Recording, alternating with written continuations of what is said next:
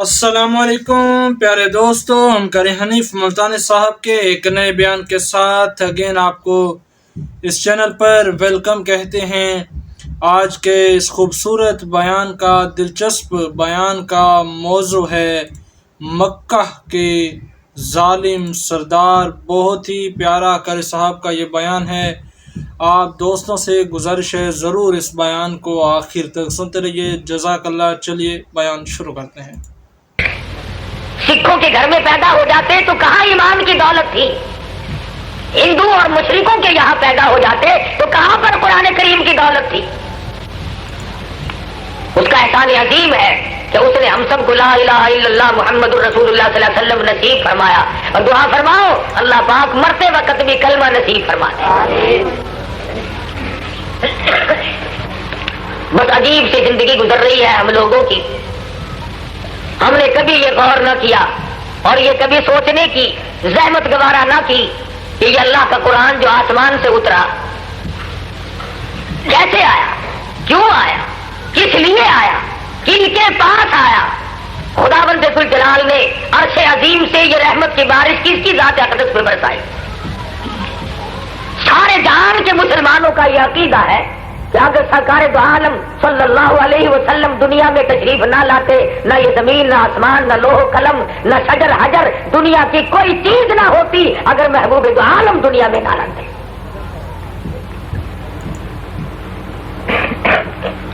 امام الانبیاء محبوب کبریا حضرت محمد مصطفیٰ صلی اللہ تعالی علیہ وسلم کی عجیب و غریب زندگی ہے، تشریف لانے کا نرالا انداز ہے۔ دنیا میں ہزاروں آدمی، لاکھوں کروڑوں آدمی پیدا ہوا، انبیاء بھی تشریف لائے، رسول بھی تشریف لائے، پیغمبر تشریف لائے، نبی تشریف لائے، پر سرکار مدینہ کا انداز عجیب و غریب ہے۔ وزیر اعظم اگر کسی کے دروازے پہ بھیک مانگے اس کی شایان شان اس کو بھیک ملے گی، گورنر مانگے اس کی شایان شان بھیک ملے گی، ملک کا صدر اگر اپیل کرے اس کی شان کے مطابق اس کو خیرات ملے گی، اس کو مراد ملے گی، ڈی سی کمشنر مانگے تو ان کو اپنے عہدے کے مطابق ملے گی۔ اور لوگوں، ابراہیم خلیل اللہ ہزاروں انبیاء کرام کا جد امجد ہو کر اسماعیل ذبیح اللہ کو پاس بٹھایا، مائی ہاجرہ کو پاس بٹھا لیا، مائی سارہ کو پاس بٹھایا ہوا ہے۔ غلاف کعبہ پکڑ کر ابراہیم علیہ السلام نے دعا مانگی، اور مانگنے والا جب خلیل اللہ ہو تو خداوند عالم ہلکی شے کیوں عطا فرما دیتے۔ فرمایا وَإِذْ يَرْفَعُ إِبْرَاهِيمُ الْقَوَاعِدَ مِنَ الْبَيْتِ وَإِسْمَاعِيلُ رَبَّنَا تَقَبَّلْ مِنَّا إِنَّكَ أَنْتَ السَّمِيعُ الْعَلِيمُ۔ ابراہیم علیہ السلام دعا مانگ رہے ہیں، اے میرے پروردگار یہ بیت اللہ میں نے تعمیر کر دیا، تیرے حکم سے میں نے بنایا، جنت سے آیا ہوا گھر ہے، اب اس کو چار چاند لگانے کے لیے، اب اس کی شان کو بلند کرنے کے لیے، اس کی عظمت کو دوبالا کرنے کے لیے میں خلیل اللہ تیرے در پہ جولی پھیلا کر بھیک مانگتا ہوں۔ اے میرے ابراہیم کیا مانگ رہے ہو؟ دولت مانگ رہے ہو؟ فرمایا نہیں۔ سونا مانگتے ہو؟ فرمایا نہیں۔ چاندی مانگتے ہو؟ فرمایا نہیں۔ دنیا کی بادشاہت مانگ رہے ہو؟ فرمایا نہیں۔ پھر اور کیا مانگنے لگے ہو؟ فرمایا ربنا وبعث فیہم رسول، اور میرے مالک اور زمین و آسمان کے پیدا کرنے والے، میں تیری حضور میں تیری بارگاہ میں ایک پیغمبر مانگتا ہوں، ایک رسول مانگتا ہوں۔ اے میرے خلیل وہ کیسا رسول ہونا چاہیے؟ آپ بھی تو رسول ہے، آپ بھی تو پیغمبر ہے، یہ تیرا بیٹا بھی اسماعیل ذبیح اللہ پیغمبر ہے، تیرے اور بھی ہزاروں تیری نسل میں نبی کریم صلی اللہ علیہ وسلم سے پہلے تشریف لائیں گے اور لا رہے ہیں، اور کیا مانگ رہے ہو؟ فرمایا ہے میرے مولا آج میری دعا کا انوکھا انداز ہے، میں تو وہ پیغمبر مانگ رہا ہوں یتلو علیہم آیاتک،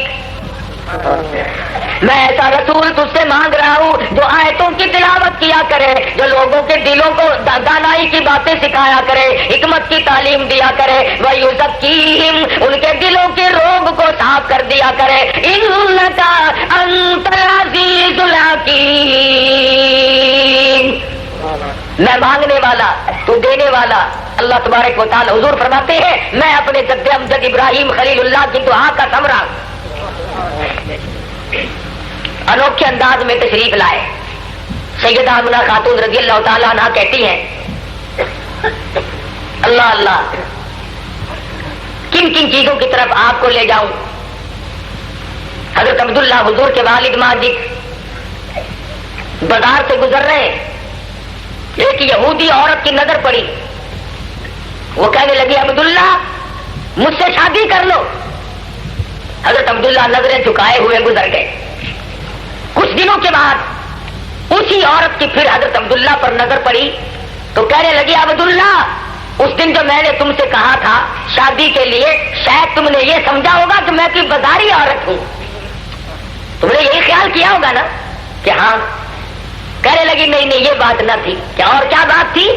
کہتی ہے میں اپنی توریت میں امام الانبیاء محبوب کبریا حضرت محمد مصطفیٰ صلی اللہ علیہ وسلم آخر الزمان پیغمبر کی جو نشانیاں پڑھتی ہوں، ان کے ماں باپ کی جو نشانیاں پڑھتی ہوں، تیری پیشانی گواہی دے رہی تھی کہ یہ اس آخر الزمان پیغمبر کا باپ بننے والا ہے۔ میری تمنا تھی، میری آرزو تھی، میری حسرت تھی کہ مجھے اللہ پاک قبول کر لے، میں اس محبوب دو عالم کی والدہ بن جاؤں۔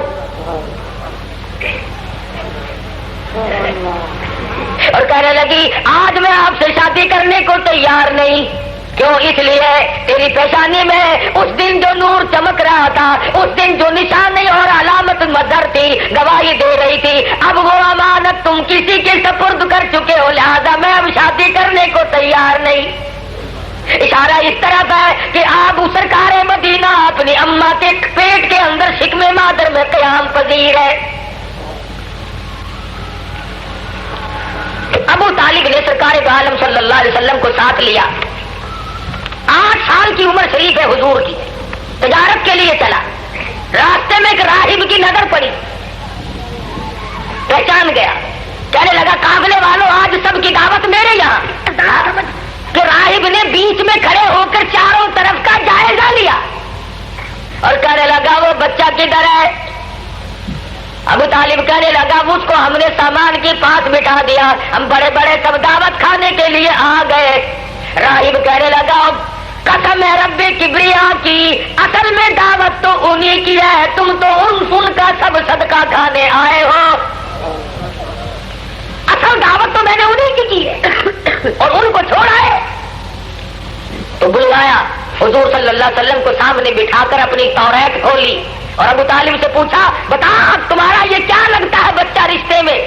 تو کہنے لگا ہادا ابنی، یہ میرا بیٹا ہے۔ ورق پلٹ کر کہنے لگا جھوٹ بولتے ہو تم، اس کے باپ نہیں ہو سکتے، تجھے کیسے پتا؟ کہنے لگا میری توریت میں آخر الزمان پیغمبر کے باپ کا پورا حلیہ لکھا ہوا ہے، پیغمبر کا بھی حلیہ موجود ہے، یہ آخر الزمان بننے والا پیغمبر ہے، اس کا باپ کوئی اور ہے، تم ان کے والد نہیں ہو سکتے۔ کہنے لگے ابو طالب کے میں ان کا چچا ہوں۔ ورقہ پلٹ کر کہنے لگا بالکل سچ کہتے ہو، تم اس کے چچا ہو سکتے ہو۔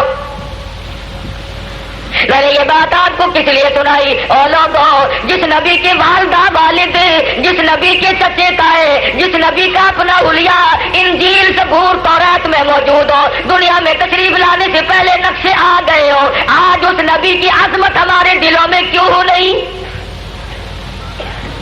پھر وہ نبی کریم صلی اللہ تعالی وسلم نے 13 سال مکی زندگی میں گزارے، اتنے پریشان حالات میں گزارے، اتنی تکلیفوں میں گزارے، آج آدمی اس کا تصور بھی نہیں کر سکتا۔ 13 برس میں رات دن میں ایک دن بھی ایسا نہیں، ایک وقت بھی ایسا نہیں محبوب دو عالم نے پیٹ بھر کے کھانا کھایا، ایک رات ایسی نہیں چین اور سکون کے ساتھ آپ نے آرام فرمایا ہو۔ اپنی پریشانی مسلمان جو بنتے جاتے ہیں غلاموں کی پریشانی، अरे और तो क्या होगा। अबू लहब अपने बुत की, अपने बनाए हुए महबूद की कसम खाकर कहता है कि मैंने जितनी मुखालफत मुझे अकेले ने की इतनी सारा मक्का न कर सका। सरकार मदीना फरमाते हैं कि और तो और रहे, मेरे सर से पैर तक जिस्म का कोई हिस्सा ऐसा नहीं जहाँ पे सगे चचे के हाथ का पत्थर न लगा हो। कोई मकाम ऐसा नहीं, कोई जगह ऐसी नहीं जहाँ पे अबू लहब के हाथ का पत्थर न लगा। और किस तरीके का दुख उठाए, पहाड़ के एक दर्रे में तशरीफ फरमा है, अकेले है, परेशान से बैठे हैं। अबू जहल सामने से आकर के कहने लगा क्या नई नई बातें यहाँ बैठकर सोच रहे हो। मेरे आका ने कोई जवाब न दिया, सामने खड़ा होकर रहमत वाले ताजे नबूवत वाले सर में पत्थर दे मारा। बेसहारा समझ के मारा, बेआसरा समझ के मारा, बेवारिस समझ के मारा, इसका वारिस कोई नहीं। खून की धार छूटी, फुवारा लहू का छूटा, दूर जाके पड़ा। एक औरत ने पहाड़ की चोटी पर खड़ी होकर आवाज दी, ओ मक्के के हाशमियों, ओ कुरैशियों, तुम कहां गए? अब्दुल्ला के यतीम को मार डाला।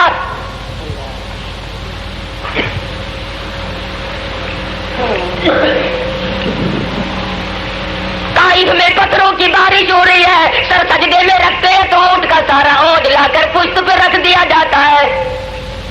और इस पर भी बस नहीं, अगर अल्लाह तबारक व तआला का और दुनिया आकर के बैतुल्लाह में शिरक करती थी, उन्होंने माबूद बना करके रखे हुए थे। मेरे आका ने हरम मोहतरम में बैतुल्लाह में खुदा के घर में आकर कुरान मजीद की 2 आयात पढ़ दी, सारा मक्का इकट्ठा हो गया और सारों ने आकर के सरकार मदीना का घेरा दे लिया।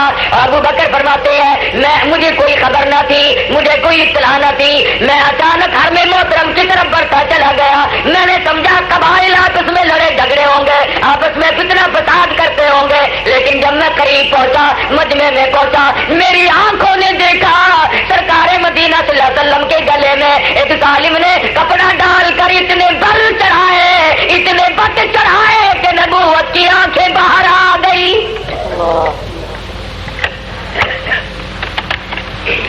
शहंशाह कायनात का गला घोट दिया गया। सिद्दीक़ अकबर ने बचाने की कोशिश की और फरमाया लोगों ना मारो, खुदा का पैगंबर है, मैं तुम्हारा नुकसान चुका दूंगा। तुम्हारा किसी ने क्या बिगाड़ा है, किस जुर्म की पैदाइश में मारते हो? और लोगों काबा सबका है, बैतुल्लाह सबका है, इन्होंने भी अगर यहाँ आकर कदम रख दिया तो तुम्हें क्या तकलीफ हुई? फरमाते हैं मेरे बताते बताते एक जालिम ने आगे बढ़कर हुजूर के गले में कपड़ा डालकर इतना जोर से झटका मारा, हुजूर के मुंह मुबारक में झाग आ गए। और कलमा पढ़ने वाले मुसलमान तो कहाँ बैठा है? इस दीन की वजह से, इस कुरान की वजह से, इस इस्लाम की वजह से काले कमले वाले का गला घोट दिया गया और झटके मारे गए, घसीटा गया हुजूर के गले में कपड़ा डालकर। अबू बकर फरमाते हैं मैंने छुड़ाने की कोशिश की, मुझे जालिमों ने इतना मारा कि तीसरे रोज जाके होश आया। छुड़ाने वाला कोई नहीं, बचाने वाला कोई नहीं, सारे दुश्मन। दौलतमंद एक तरफ है, सरदार एक तरफ है, कबाइल के खानदान के बड़े चौधरी एक तरफ है, इमामुल अंबिया की जाते ग्रामी एक तरफ है।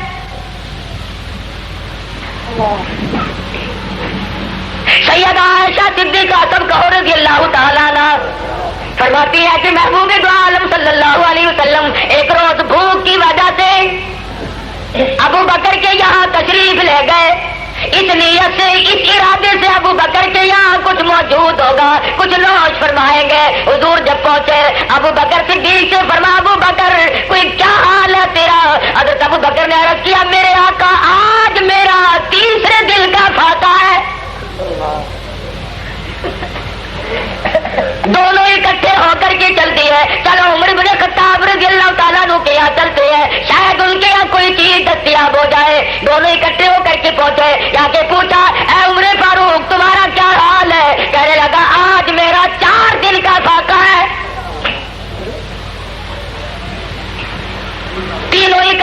کر کے سرکار مدینہ صلی اللہ علیہ وسلم کے ساتھ چلے. سیدنا علی مرتضیٰ رضی اللہ تعالیٰ عنہ کے یہاں پہنچے. ان سے پوچھا بتاؤ تمہارا کیا حال ہے.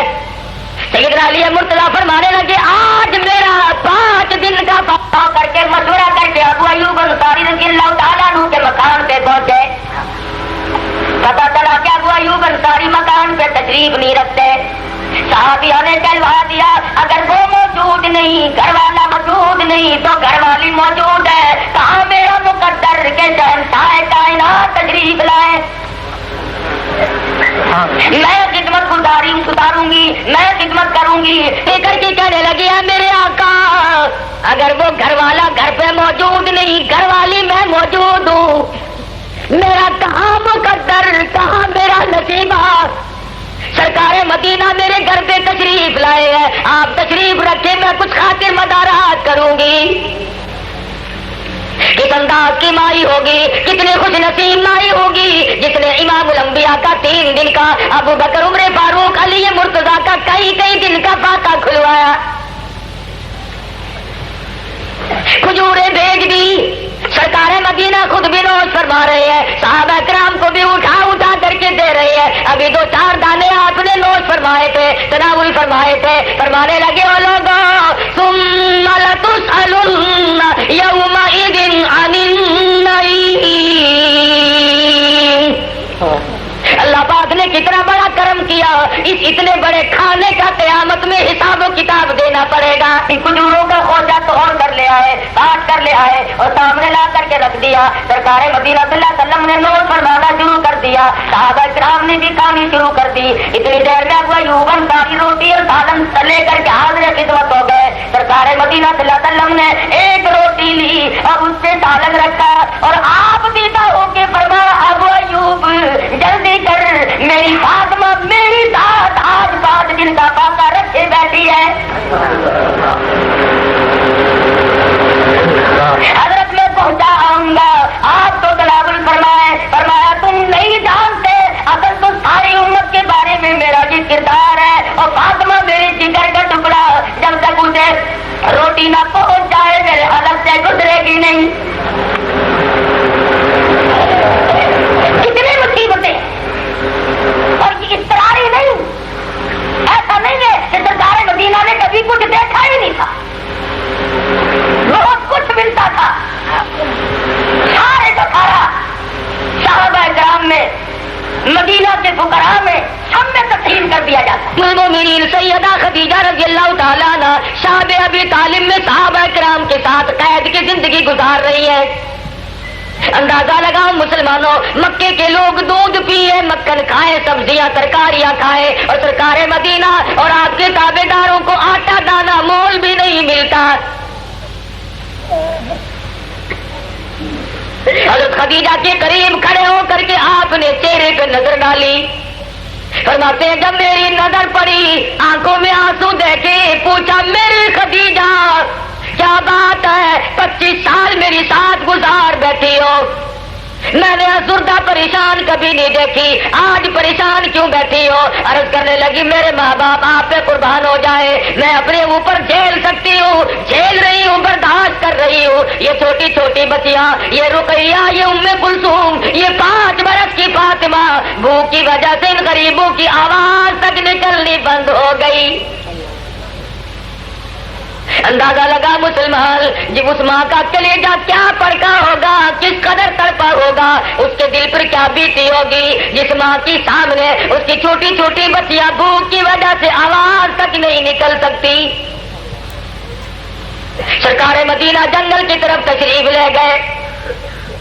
ایک صحابی نے ہدیہ پیش کر دیا حضور واپس تشریف لائے اپنی بچیوں کو آواز دے کر کے بلایا قطار میں بٹھا لیا رحمت والے ہاتھوں سے اپنی چولی میں سے جھاڑیوں کے پتے نکال کر اپنی بیٹیوں کو تقسیم فرمائے اور فرمایا میری بچیوں اللہ پاک نے خوراک کا انتظام کر دیا ہے تمہارے ذمہ اس کا شکر ادا کرنا واجب ہے. اور لوگوں پیغمبر کی بیٹیوں نے جھاڑیوں کے پتے چبا کر قرآن کی عظمت کو برقرار رکھا دین اسلام کی ہر وقت ترویج کی اس کی شاعت کے لیے ہر وقت دن کوشاں رہی، اب مکھن دودھ کھا کر سینکڑوں نعمتیں ہزاروں نعمتیں کھا پی کر اللہ کو یاد کرنے کو تیار نہیں۔ پھر خدا ہمیں کہتا چلو اگر تم یوں کر رہے ہو تو سنو، فرمایا کلوا وتمتعوا قلیلا انکم مجرمون، کھا لو پی لو مزے اڑا لو چند دنوں کے لیے، متاع قلیل، تھوڑے دنوں کا سودا ہے، ہم تمہاری زندگی کے ایک ایک سانس کا حساب و کتاب لیں گے۔ اللہ اکبر اللہ۔ کیا تھوڑے دکھ اٹھائے؟ پیغمبر صلی اللہ علیہ وسلم نے بھی مصیبتیں برداشت کی، حضور ہجرت فرما کر مدینہ طیبہ میں تشریف لے گئے۔ سیدہ زینب رضی اللہ تعالیٰ عنہ حضور کی بڑی صاحبزادی مکہ معظمہ میں رہ گئی۔ اندازہ لگا اس پیغمبر کی بیٹی کے کردار کا، اس کے حالات کا، حضور کے چلے جانے کے بعد، ہجرت فرما جانے کے بعد گلی گلی میں پوچھتی پھرتی ہے، اے محلے کی عورتوں، او مائیوں، جس کا میں نے آٹا دینا ہو وہ اپنا آٹا وصول کر لے، جس کی میں نے سوئی دینی ہو مجھ سے لے لے، جس کا میں نے دھاگا دینا ہو مجھ سے لے لے، میں اپنے ابا کے پاس مدینے میں جانا چاہتی ہوں، کل یوں کوئی نہ کہے کالی کملے والے کی بیٹی بے ایمانی کر کے چلی گئی۔ تمہیں کیا قدر ہو سکتی ہے دین کی؟ تمہارا کیا خرچ ہوا اس قرآن پہ، اس اسلام پہ ہمارا کیا خرچ ہوا ہے؟ ان سے جا کے پوچھو، اللہ پاک آپ سب کو حج بیت اللہ کی سعادت نصیب فرمائے۔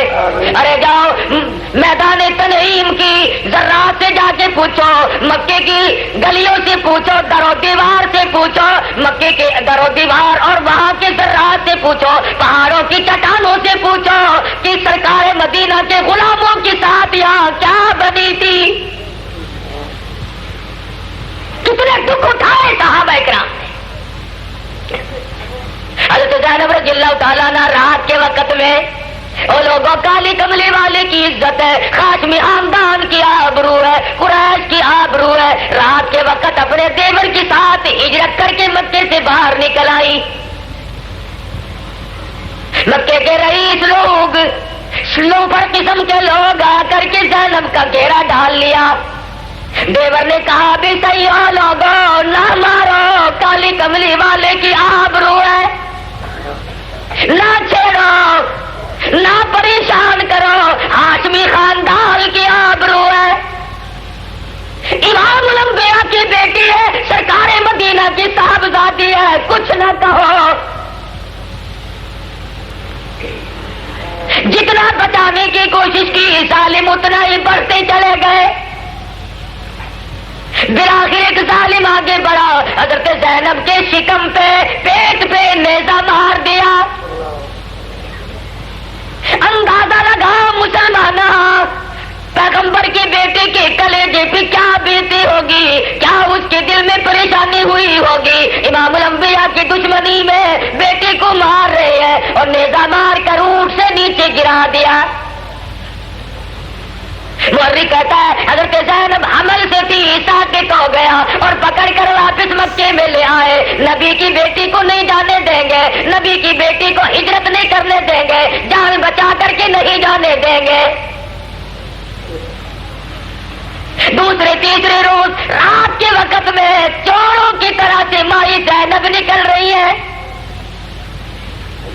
بڑی مشکل سے مدینے پہنچی، سارے راستے میں لہو بند نہیں ہوتا، خون برابر چل رہا ہے، سوکھ کر کے کانٹا بل گئی۔ امام الانبیاء کی نظر پڑی، فرمایا میری بیٹی کیا ہوا؟ عرض کیا میرے ابا مکے والوں نے مجھے مارا ہے، قرآن کی وجہ سے مجھے مارا، ایمان کی وجہ سے مجھے مارا، سرکار مدینہ کی بیٹی ہونے کی وجہ سے مجھے مارا۔ رو کے کہنے لگے میرے ابا میں نے بڑے واسطے دیے، ہاشمی خاندان قریش کی آبرو پہ لوگوں نے حملہ کیا، مجھے نیزے مارے۔ حضور صلی اللہ علیہ وسلم کی آنکھوں میں آنسو آ گئے، فرمایا میری بیٹی تجھے مبارک ہو، تجھے بھی اسلام اور قرآن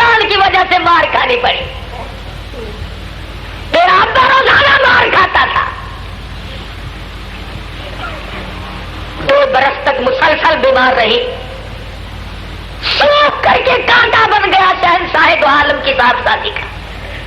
اندازہ لگاؤ اس باپ کے دل پہ کیا بیتی ہوگی جس کی بیٹی کو قرآن کی وجہ سے، ایمان کی وجہ سے یوں مارا گیا.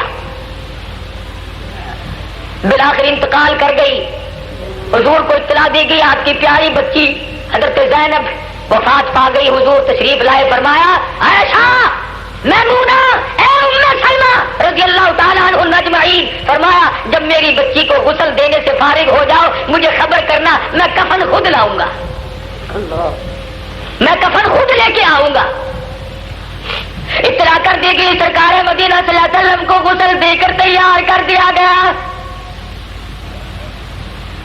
اندازہ لگاؤ اس وقت کیا حالات ہوں گے اور کیا منظر بنا ہوگا. حضور تشریف لائے اور بغل میں سے ایک پرانی سی چادر نکال کر دیتے ہوئے ارشاد فرمایا، اے میری بیٹی زینب، میں یہ چادر تجھ پہ کفن کے لیے ڈال رہا ہوں، اور وہ اس لیے اس وقت تیرے ابا کے پاس اس کے سوا اور کچھ ہے نہیں.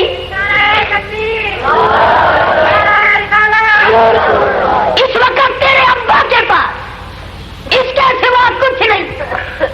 ارے ادھر حکم ہوتا ہے کہ اگر آپ چاہیں احد پہاڑ کو سونا بنا دو، اگر آپ چاہیں اس زمین کو چاندی بنا دیا جائے، لیکن آقا دو عالم فرماتے الفقر فقری، مولا میں اس فقر پہ راضی ہوں، میں اسی میں راضی ہوں. سرکار مدینہ کے اہل بیت نے دکھ اٹھائے، خود آپ نے تکلیفیں اٹھائی. ارے کلیجہ پھٹتا ہے مسلمانوں جس کے دل میں رائی کے دانے کے برابر بھی حضور کی محبت ہو. سیدہ خدیجہ مکے کی سب سے بڑی تاجرہ، سرکار مدینہ کی سب سے پہلی گھر والی، فاطمہ کی اماں، رقیہ کی اماں، زینب کی اماں، ام کلثوم کی اماں. ارے ان کے بھتیجے نے جب یہ سنا کہ شاب ابی طالب میں میری پھوپھی کا آج 8 دن کا فاقہ ہے، 8 دن ہو گئے میری پھوپھی نے روٹی کا ٹکڑا نہ دیکھا، باوجود کافر ہونے کے باوجود اسلام نہ لانے کے دل میں ترس کھایا، کچھ روٹیاں لے کے چل پڑا. راستے میں وہ ظالم مل گیا. ابو جہل کہنے لگا کہاں چلے ہو؟ کہنے لگا ایک رشتے دار کو کھانا دینے چلا ہوں. ابو جہل کہتا ہے مجھے پتا چل نبی امام الانبیاء صلی اللہ علیہ وسلم جن مسلمانوں کے پیغمبر کو کھانا دینے چلے ہو. اللہ اکبر. اللہ کہنے لگا نہیں نہیں، میری پھوپھی 8 دن سے بھوکی ہے، بڑی بیمار ہے، ان کے لیے تھوڑا سا کھانا لے کے چلاؤ. اللہ اللہ. ابو جہل کہنے لگا یہاں جنگ ہوگی، ہم آپس میں مر جائیں گے، پر سرکار مدینہ کے کسی گھر والے کو، کسی صحابی کو روٹی کا ٹکڑا نہیں جانے دوں گا. مسلمان عورت ذات ہو کر 8 دن کا فاقہ، آنکھوں سے نہ دیکھا روٹی کا ٹکڑا. اور یہ ہے کون؟ مکے کی سب سے بڑی تاجرہ، رئیس تھا جس نے لاکھوں کی تعداد میں سرکار مدینہ کی ذات اقدس پہ یوں بہا دیا. ادھر صحابہ کرام رضوان اللہ تعالیٰ علیہ مجمعین کی جماعت نے اپنے اپنے وقت میں کیا کمال کیا ہے. میں اور آپ بھی مسلمان بنے بیٹھے ہیں، بھائی اس کے بڑے ہم لوگ ٹھیکیدار بنے بیٹھے ہیں. آئے کبھی سوچا تو کر کہ بھائی اس کی کیا قیمت لگتی ہے؟ ذرا جا کے ان صحابہ کرام سے پوچھو، نوجوان ہے، خوبصورت ہے، اعلیٰ درجے کی پوشاک پہنتا ہے، کپڑے پہنتا ہے، نوجوان ہے، خوبصورت ہے، اعلیٰ درجے کی پوشاک پہنتا ہے، کپڑے پہنتا ہے، مسلمان بن گیا، سرکار مدینہ صلی اللہ علیہ وسلم کی غلامی قبول کر لی. پتا چل گیا دوسرے بھائی کو میرا چھوٹا بھائی مسلمان بن گیا ہے، بازو پکڑ کر کہنے لگا میں نے سنا تو اس جادوگر کے پاس جاتا ہے. صحابی کہنے لگا جاتا ہوں نہیں، میں تو ان کی غلامی کبھی سے قبول کر چکا ہوں. اتنا کہنا تھا، فوراً آزمائش آئی، فوراً امتحان ہوا. وہ کافر کہنے لگا اپنے مسلمان بھائی کو اگر تو اپنا دین چھوڑ کر پرانے دین میں لوٹ کے آ جائے، آج کے بعد میں اپنے نام کی جائیداد تجھے دے دیتا ہوں. صحابی کہنے لگا اگر تو کلمہ پڑھ لے مسلمان بن جائے، زمانے جاہلیت کو چھوڑ دے، کفر کو ترک کر کے میرے آقا کی غلامی قبول کر لے، آج کے بعد میرے نام کی جائیداد تیری. کافر کہنے لگا اب آجا باز آجا، اب بھی وقت ہے، تیرا کام بن جائے گا اگر تو اپنے دین میں لوٹ کے آ جائے، باپ دادا کا دین اختیار کر لے، میں اپنے باغ کے نام اپنا نام جو میرا باغ ہے وہ تیرے نام کر دوں گا۔ صحابی کہنے لگا اور کچھ نہیں، صرف تو میرے نبی کا کلمہ پڑھے، آج کے بعد میرے نام کا باغ تیرا۔ سب کچھ اسلام کے لیے صحابی قربان کر رہا ہے۔ ہم نے ایمان کے لیے کچھ بھی قربان نہ کیا، ہر چیز کے لیے ایمان کو قربان کر دیا، ہر چیز کے لیے۔ اخبارات میں روزانہ پڑھتے ہو کہ ہم لوگوں نے کبھی بھی سرکار دو عالم صلی اللہ علیہ وسلم کے فرمان پر، قرآن پر یقین نہ کیا اور اپنی دولت کی حویث کو پورا کرنے کے لیے نہ جانے کس چیز کو نشانہ بنایا۔ یا تمہارے پاکستان میں سیالکوٹ ضلع میں سگے دو بھائی ایک مربے کے مالک، ایک بھائی 2 بچے چھوڑ کر دنیا سے رخصت ہو گیا، ایک 10 سال کا بچہ چھوڑا، ایک 12 سال کا۔ چچا موجود ہے، بھرجائی کو کہنے لگا انہیں کپڑے پہنا دے، غسل کر دے، نہلا دھلا دے، تیار کر دے، میں ان کے نام زمین کا انتقال چڑھا کے لاؤں گا، تحصیلدار کے یہاں لے جاؤں گا۔ بیوہ اماں بڑی خوش ہے، آج میرے نور نظر، آج میرے لگتے کے گھر، آج میرے بچے اپنے باپ کی جائیداد کے وارث بنیں گے۔ تیار کر کے چچا کے ساتھ بھیج دیے، راستے میں بے ایمان ہو گیا، بہت بڑی نہر آتی ہے، دونوں چاند جیسے اپنے مرے ہوئے بھائی کی نشانی کو، اپنے یتیم بھتیجوں کو رسی میں باندھ کر نہر میں پھینک دیا۔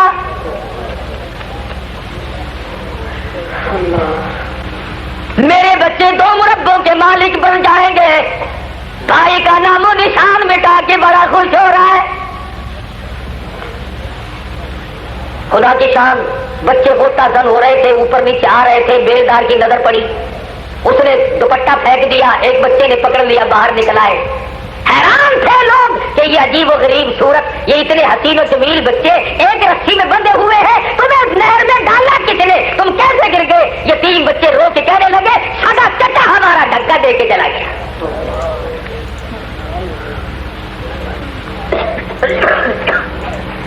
اور ہم نے کیا سیکھا یہاں آ کر؟ کسی کی جائیداد پہ حملہ، کسی کی آبرو پہ حملہ، کسی کی عزت پہ حملہ۔ ارے مسلمان تو سرکار مدینہ کے غلام کبھی ایسے تھے، یہودی لوگ مسلمانوں کے جانی دشمن، ایمانی دشمن، قرآنی دشمن، اسلامی دشمن، لیکن جب وہ 2 سال کے لیے تجارت کے لیے جاتے تھے، اپنی جوان بیٹیاں، اپنی جوان بہنیں مسلمانوں کے گھروں میں امانت کے طور پر چھوڑ جاتے تھے۔ انہیں کتنا یقین تھا کہ کالی کملی والے کا غلام میری بیٹی کی طرف کبھی بھی غیر نظر اٹھا کے نہیں دیکھ سکتا۔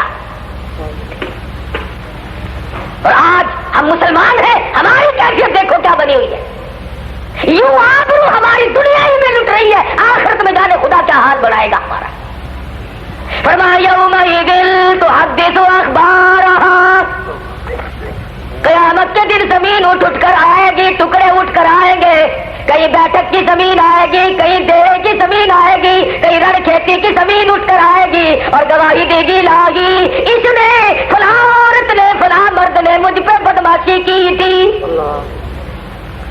پرانے لوگوں یومئذ تحدث اخبارہا، زمین بول بول کر خبریں دے گی، گواہی دے گی، الہی مجھ پہ چوری کی تھی، مجھ پہ بیٹھ کے جوا کھیلا تھا، مجھ پہ شراب پی تھی، اور کسی کی گواہی یوں دے گی، الہی مجھ پہ پچھلی رات کو اٹھ کر سجدہ کیا، اتنی دعا مانگی، اتنا رویا، مجھے رو رو کر کے گیلا کر دیا۔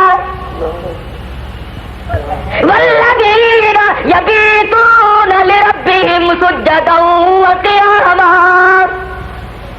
وہ لوگ کتنے کامیاب ہیں جن کی راتیں بیت جاتی ہے سجدوں میں اور قیام۔ کسی کی گواہی دے گی زمین مجھ پہ قرآن مجید کی تلاوت کیا کرتا تھا، کسی کی گواہی دے گی مجھ پہ بیٹھ کے رو رو کر اپنی مغفرت کی دعائیں کیا کرتا تھا۔ کیا جواب ملے گا؟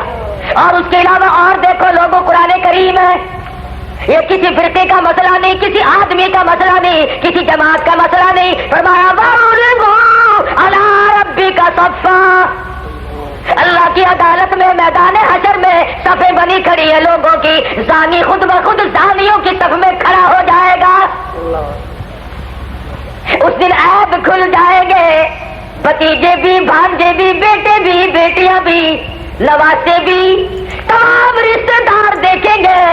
ہم تو بڑا شریف آدمی سمجھتے تھے، او میرے ابا، او میرے دادا، او میرے پردادا، او میری امی، اے میری خالہ، اے میری پھوپھی، ہم تو نیک سمجھتے رہے، آج زانیوں کی، بدماشوں کی صف میں کیوں کھڑے ہو؟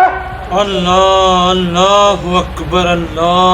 آواز آئے گی وَامْتَازُوا الْيَوْمَ أَيُّهَا الْمُجْرِمُونَ، اور مجرموں الگ ہو جاؤ میرے نیک بندوں سے، لِيَمِيزَ اللَّهُ الْخَبِيثَ مِنَ الطَّيِّبِ، نیک و بد میں امتیاز کر دیا جائے گا، نمازیوں کی صفیں الگ ہے، شرابیوں کی الگ ہے، ڈاکوؤں کی الگ ہے، قاتلوں کی الگ ہے، کون اس وقت کسی کے کام آئے؟ اور خود کہیں گے وَوُضِعَ الْكِتَابُ فَتَرَى الْمُجْرِمِينَ مُشْفِقِينَ مِمَّا فِيهِ وَيَقُولُونَ يَا وَيْلَتَنَا مَا لِهَذَا الْكِتَابِ۔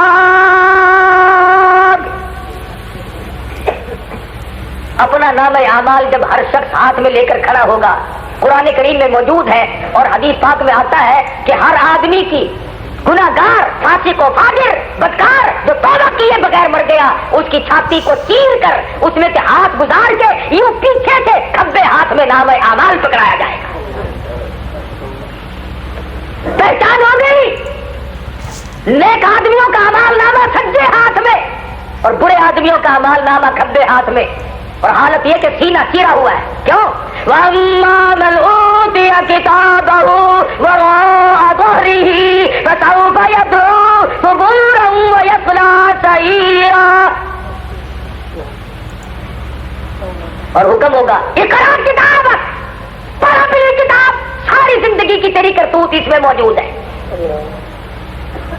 ساری عمر کے دفتر کھلے ہوئے رکھے ہیں، اور حدیث میں آتا ہے جیسا کہ اپنی زبان سے لکھے ہوئے لفظوں کو پڑھے گا، ساری زندگی کے ریکارڈ کو پڑھے گا، ایک فلم ایسی بھی آنکھوں کے سامنے چلے گی کہ خود اپنی آنکھوں سے دیکھے گا میں کسی کو قتل کر رہا ہوں، خود اپنی آنکھوں سے دیکھے گا میں زنا کر رہا ہوں، خود اپنی آنکھ سے دیکھے گا میں شراب پی رہا ہوں، خود اپنی آنکھ سے دیکھے گا میں جوا کھیل رہا ہوں۔ گویا کہ دو رپورٹیں تیری تیار ہو رہی ہے، ایک تیری زبان سے نکلے ہوئے الفاظ کی جیسا بھی یہ ٹیپ بھر رہی ہے، اور ایک وہ مستقل فلم، تو اگر یوں ہاتھ کرتا ہے وہ بھی اللہ کے یہاں تیار ہے، اگر تیرے ہاتھ میں قرآن ہے تلاوت کے لیے وہ بھی ہاتھ آنکھوں سے دیکھے گا، اور اگر تیرے ہاتھ میں کسی کی بیٹی کا ہاتھ ہے تو وہ بھی آنکھوں سے دیکھے گا۔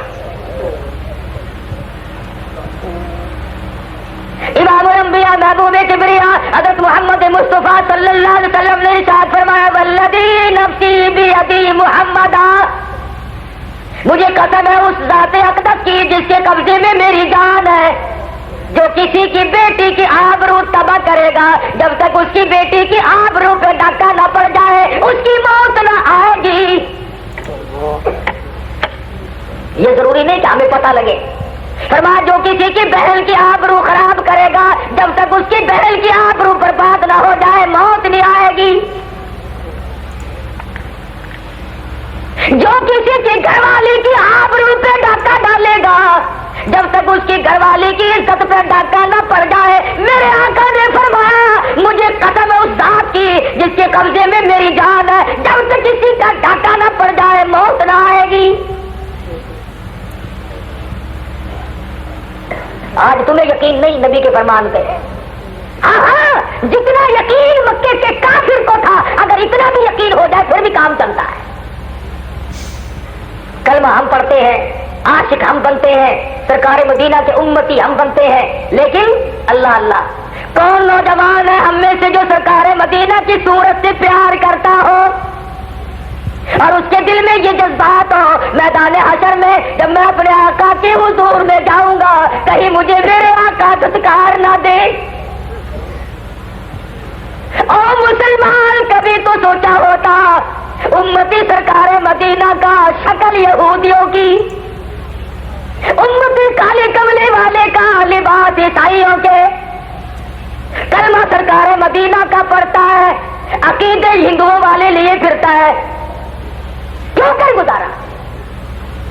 رہا مسئلہ یہ، میں اور آپ یہ جو کہتے ہیں کہ صاحب ہمیں کیا ضرورت پڑی ہے عمل کی اور ہمیں کیا ضرورت پڑی ہے کچھ کارنامے کرنے کی، وہ تو صحیح ہے۔ ارے اگر آج سرکار مدینہ صلی اللہ علیہ وسلم کی رحمت کی دعا کا صدقہ نہ ہوتا، خدا کی قسم ہم سور بن گئے ہوتے، ہم کتے بن گئے ہوتے۔ ہاں پہلی امتوں کے لوگوں نے ادھر گناہ کیا نہیں، ادھر شکل تبدیل ہوئی نہیں۔ قرآن گواہ ہے، شام کو سوئے آدمی وَلَقَدْ عَلِمْتُمُ الَّذِينَ اعْتَدَوْا مِنْكُمْ فِي السَّبْتِ فَقُلْنَا لَهُمْ كُونُوا قِرَدَةً خَاسِئِينَ۔ اللہ اکبر، اللہ اکبر، سبحان اللہ، سبحان اللہ۔ دوستو یہ تھا آج کا دلچسپ قاری حنیف ملتانی صاحب کا خوبصورت بیان جو آپ نے سنا۔ میں امید رکھتا ہوں کہ آپ کو آج کا یہ بیان پسند آیا ہوگا۔ اس بیان کے آخر میں ہم آپ سے شیئر کریں گے، جبلہ بادشاہ اپنے قبیلہ اوک اور غسان کے 500 آدمیوں کو ہمراہ لے کر روانہ ہوا۔ یہ جبلہ بادشاہ بڑا ظالم قسم کا بادشاہ تھا۔ یہ مسلمانوں کو صفحہ ہستی سے سرے سے مٹانا چاہتا تھا، لیکن وہ مسلمان یہ آج والے مسلمان نہیں تھے، بلکہ حضرت عمر فاروق کے دور تھا، اور اس وقت کی بات ہے کہ وہ مسلمانوں کی اچھی اداؤں کو، خوبیوں کے بارے میں جانتا تھا، لیکن وہ دشمن بہت زیادہ تھا، بہت ہی بڑا دشمن تھا۔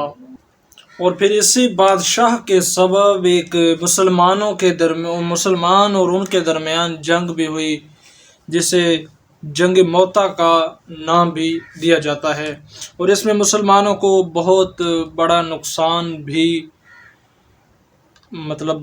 کا سامنا بھی کرنا پڑا۔ لیکن خیر جو بھی ہوا، آخر میں وہ بادشاہ نے اسلام قبول کر لیا، اور حضرت عمر فاروق کے زمانہ میں اس نے حضرت عمر فاروق کے پاس آ کر کلمہ پڑھا اور مسلمان ہو گیا۔ اور یہ اسی کے بارے میں ہے کہ جب وہ حضرت عمر فاروق سے رابطہ کیا، پہلے اس نے اپنا خط لکھا، خط بھیجا، اور پھر حضرت عمر فاروق نے اسے قبول فرمایا، یعنی اسے دعوت دی کہ آ جاؤ، تشریف لے آؤ۔ تو اس کے بارے میں آگے وہ داستان ہے، وہ میں آپ سے شیئر کروں گا، سنانا چاہوں گا آپ کو۔ جبلہ نام تھا اس کا، پورا نام اس کا جبلہ بن علیہم اس کا پورا نام تھا، اور شارٹ اس کا جبلہ بادشاہ اپنے قبیلہ اوک اور غسان کے 500 آدمی کو ہمراہ لے کر روانہ ہوا۔ وہ 500 آدمی لے کر حضرت عمر فاروق کے طرف روانہ ہوا۔ جب مدینہ منورہ صرف 2 منزل رہ گیا تو اس نے حضرت عمر کی خدمت میں اطلاع بھیجی کہ میں حاضر ہو رہا ہوں، اور اپنے لشکر کے 200 سواروں کو حکم دیا کہ ظریفت و حریر کی سرخ اور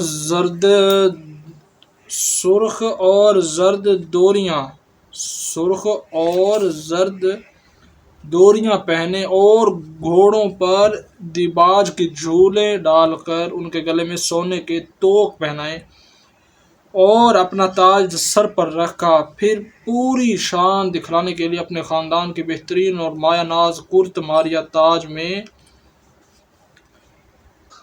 لگائیں، اور اپنا تاج سر پر رکھ کر پوری شان کے ساتھ ماریہ تاج میں لگائیں۔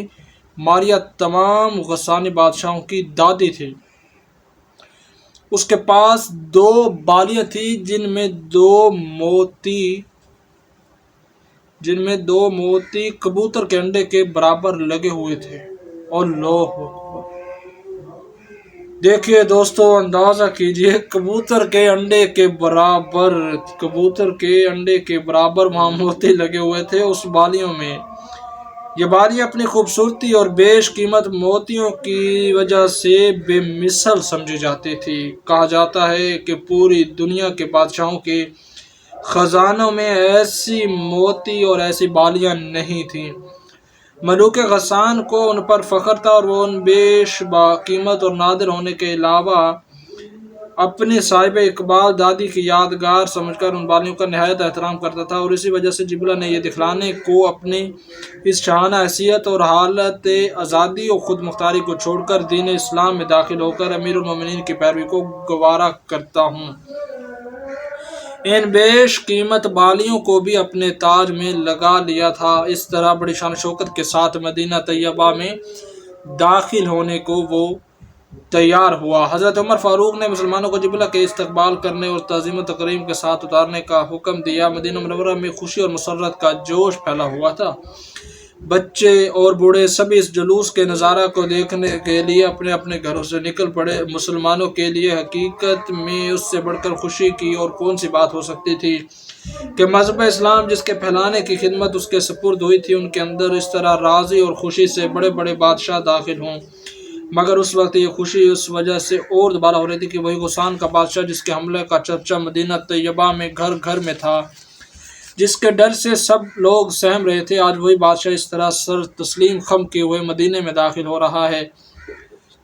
یہ سب خدا تعالیٰ کی قدرت اور اسلام کی ایک کرامت تھی، اور اس وجہ سے سب چھوٹے بڑے اس جلوس کو دیکھنے کے لیے نکل پڑے۔ اللہ اکبر۔ دوستو، یہ تھا آج کا بیان اور یہ واقعہ جو ہم نے آپ کے ساتھ شیئر کیا۔ میں امید رکھتا ہوں کہ یہ بیان، یہ واقعہ آپ کو پسند آیا ہوگا۔ آخر میں گزارش ہے، چینل کو ابھی تک سبسکرائب نہیں کیا تو دوستو پلیز، یہ آپ کی طرف سے محبت کا اظہار ہوتا ہے، ضرور چینل کو سبسکرائب کر لیجئے تاکہ اسی طرح ڈیلی بیس پر جو اس چینل پر بیانات کو اپلوڈ کیا جاتا ہے وہ آپ تک بر وقت پہنچتے رہیں اور آپ سنتے رہیں۔